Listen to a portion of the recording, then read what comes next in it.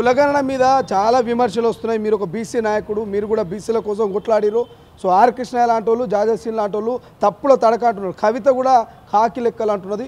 స్థానిక సంస్థల ముందు 42% రిజర్వేషన్ అమలు చేసి కాంగ్రెస్ పంచాయతీ ఎన్నికలకు పోవాలంటుంది. దానికి తప్పనిసరిగా కట్టుబడి ఉన్నా. నేను 10 జిల్లాలు తిరిగిన, ఏది కులగణన జరగాలని అన్ని జిల్లాలలో సమావేశాలు పెట్టిన, ఆఖరికి సిద్ధరామయ్యను పోయి పిలుచుకొచ్చిన, నేను పిలుచుకురావడం, అదేవిధంగా రేవంత్ రెడ్డి గారు ఆ బహిరంగ సభలో ఉండడం, ఆనాడే మేము 42 డిక్లేర్ చేసినాం. తప్పనిసరిగా చేస్తాం. అందులో ఇది కూడా అన్నా, అయ్యా మా జనాభా ప్రకారంగా మాకు బడ్జెట్ పెంచండి, సప్లైని ఇవ్వండి. ఎందుకంటే మా బడ్జెట్ ఎక్కువ మంది ఉన్నారు, కుల వృత్తులు చాలామంది ఉన్నారు, సాగలోళ్ళు ఉన్నారు, ఒడ్లోళ్ళు ఉన్నారు, కమ్మరోళ్ళు ఉన్నారు, ఎంతోమంది ఉన్నారు, కుమ్మరోళ్ళు ఉన్నారు. వీళ్ళందరికీ న్యాయం జరగాలంటే మాకు ఎక్కువ ఏది మా బడ్జెట్ పెంచితే దానికి ఒక మా లెక్క ప్రకారం చూస్తే మా బడ్జెట్ ప్రకారంగా 20 లక్షల కోట్లు ఇస్తే ఏమన్నా లాభం అవుతుంది. 8 కాదు 20 లక్షల కోట్లు ఇవ్వని డిమాండ్ ఎప్పటి నుంచి ఉన్నది.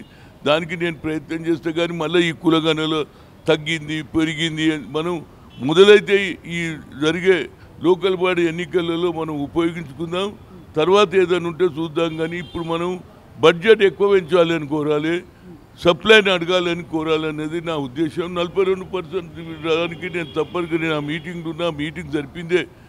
ఏది అన్ని జిల్లాలు తిరగడం, ముఖ్యమంత్రి గారు ఒప్పుకోవడం, సభ పెట్టడం, ఆనాడే డిక్లేర్ చేసి దాని ప్రకారం ఎంతసేపటికి అటు వాళ్ళు అంటున్నారు ఇది అన్యాయం. మరి మీరు చేసిరు కదా, సకల జనులు సర్వే చేసిరు కదా, ఆనాడు మీరు ఎక్కున్నప్పుడు ఎందుకు మీరు పెట్టలే, ఎందుకు దాన్ని దాచిపెట్టిండ్రు అంటే మీకు చిత్తశుద్ధి లేదు. ఎందుకంటే అప్పుడు జనాభా ఎక్కున్నది, వీళ్ళు ఎక్కువ సీట్లు అడుగుతారని మాకు 22 ఇచ్చిండ్రా లేదా చెప్పండి.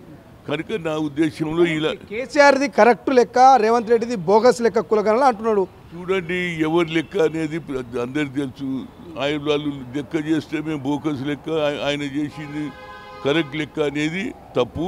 ఇలాంటి భాష మాట్లాడకుండా ఎవరు చేయని పని యావత్ భారతదేశంలో రేవంత్ రెడ్డి చేసింది. కాబట్టి మొదలు కులగణన చేయాలని రాహుల్ గాంధీ ఆలోచనను ఇంప్లిమెంట్ చేసిన ఏకైక రాష్ట్రం తెలంగాణలో జరిగింది. దాన్ని అప్రిషియేట్ చేయాలి. నిజంగానే మీరు ఇక్కడ మాట్లాడుతున్నారు, మరి బీజేపీ వాళ్ళు 10 మంది ఎంపీలు ఉన్నారు, 8 మంది ఎంపీలు ఉన్నారు, పోయి ఢిల్లీలో ఎందుకు అన్ని రాష్ట్రాలలో ఇంప్లిమెంట్ చేయరు? మరి ఆయననే కదా దేశ ప్రధానమంత్రి, ఓబీసీ కదండి. నేను 3 సార్లు కలిసిన, కులగణన చేయమన్నా, మా జనాభా ప్రకారం సెపరేట్ మినిస్టర్ ఏది చేయలే. ఇవాళ ఏది రాహుల్ గాంధీ గారు కన్యాకుమారి కశ్మీర్ తిరిగిన తర్వాత ఆయన జితిన ఇచ్చేదారు ఉత్తి భాగీదారు ఆయన వచ్చినుంటే 50% సీలింగ్ కూడా సరిపోతుండే అనేది నా ఉద్దేశం. ఏదైనా ఇవాళ కేవలం రోజు మాట్లాడేదానికంటే మొదలు జరిగే ఏది లోకల్ బాడీ ఎన్నికల్లో సాధించుకుందాం 42. దాన్ని బడ్జెట్ ఎక్కువ అడుగుదాం. బడ్జెట్ మీరేమో బడ్జెట్ అంటారు, కేటీఆర్ ఏమంటున్నాడు, ఇవాళ రాజ్యాంగ సవరణ చేసి రిజర్వేషన్ పెంచడానికే మోడీకి రాహుల్ గాంధీకి షాయిదా అయినంత సేపు కాదంటున్నాడు. నిజంగానే మోడీకి రాహుల్ గాంధీకి సన్నిహితే ఉండి పంచాయతీ ఉండకపోతుండే కదా. మేము జీవితాంతం మా ఫైట్ ఏంది ఆర్ఎస్ఎస్ బీజేపీతో. వాళ్ళు దేశాన్ని విభజించాలని చూస్తారు, రాహుల్ గాంధీ జోడించాలని చూస్తున్నారు. వాళ్ళ నాయన అదే పనిచేసి ఇక దానికి మాట వస్తే చాయ్ కప్పుకు బరాబర్, ఒక నీటి కప్పు బరాబర్ కాదు. ఆయన ఏడింటున్నాడు అసలు? పార్లమెంట్లో ఒక మాట నన్ను వింటున్నాడా? ఇంతమంది చెప్పినా వింటున్నాడా?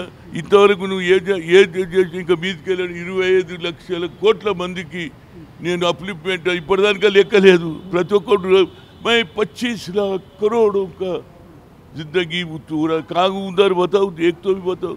ఏడా లేదు ఆయన. అన్నీ మేము చేసినాం. ఐఐటి ఐఐఎంలో రిజర్వేషన్ తెచ్చినాం, సుప్రీంకోర్టు కొట్టేసింది. కానీ సోనియా గాంధీ మన్మోహన్ సింగ్ చెప్తే బిల్లు పెడితే పాస్ అయిందా లేదా? That is the achievement of Congress. అదేవిధంగా ఓబీసీ సెపరేట్ చేసినాం. ఇంతకుముందు ఏది మన ఏది ఒకే దాంట్లో ఉంటుండే, సోషల్ జస్టిస్ మినిస్ట్రీలు ఉంటుండే, ఎస్సీ ఎస్టీ ఓబీసీ ఉండే. కానీ ఎస్సీకి అవకాశం ఉంది కదా రాజ్యాంగపదంగా, వాళ్ళకి ఎక్కువ అవకాశాలు. అందుకు మేము సెపరేట్ చేస్తే వాళ్ళు లెక్క తెలుస్తుంది అంటే దాన్ని కూడా రాహుల్ గాంధీ చేసిండు మీరా కుమార్కి చెప్పి. ఇది అన్ని అచీవ్మెంట్. మా నాయకులు ఎవరు చెప్పుకోడు, వాళ్ళు ఏం చేయకుండా చెప్పుకుంటారు. మా నాయకులు నా పేరు చెప్పకుండా బాబు. సోనియా గాంధీ ఏది యూపీఏ చైర్పర్సన్ చెప్పిందంటే అది మనకు క్రెడిట్ వస్తుంది అనేది నా ఉద్దేశం. ఇవాళ మేము చేసి చూపించినాము. నరేంద్ర మోడీ 10 ఏళ్లలో ఒక్క పని చేయలే బీసీలకు, కానీ బీసీ ప్రధానమంత్రి అని గొప్పలు చెప్పుకుంటాడు. ఇప్పటికన్నా 8 మంది ఎంపీలు ఉన్నారు, వాళ్ళు ఢిల్లీలో కొట్లాడి అన్ని రాష్ట్రాలలో కూడా దీన్ని తీసుకపోతే, అదేవిధంగా సోనియా గాంధీ గారు జనగణ జరగాలంటుండ్రు కదా. కనుక తప్పనిసరిగా ఎందుకంటే పేద ప్రజలకు న్యాయం జరగాలంటే వాళ్ళ పర్సెంటేజ్ ఏంది, వాళ్ళ స్థితిగతులు ఏంది, వాళ్ళు ఏ విధంగా తింటారు, ఏ విధంగా పండుకుంటారు, ఏ విధంగా ఇండ్లలో ఉంటారు అనేది తెలిస్తే వారికి న్యాయం చేయొచ్చు అనేది మా సోనియా గాంధీ ఆలోచన. ప్రపంచంలో ఏ మూల ఏ క్షణం ఏం జరుగుతుందో వేగంగా తెలుసుకోవడానికి తొలి వెలుగు వాట్సాప్ ఛానల్ని ఫాలో చేయండి.